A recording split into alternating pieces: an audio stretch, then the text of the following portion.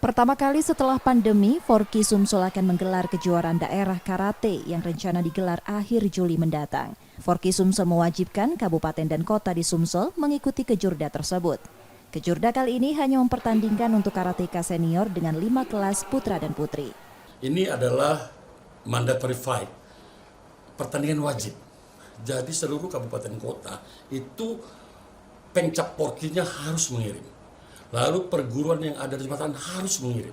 Dan kita buka kelas senior saja, karena senior sudah cukup banyak. Senior itu terdiri dari min 55, min 60, min 65, min 74, min 68 plus seperti itu. Dan putra-putri. Hasil kejurda karateka terbaik diproyeksikan untuk gelaran kejuaraan Piala Panglima TNI. Nur Muhammad, Kompas TV, Palembang, Sumatera Selatan.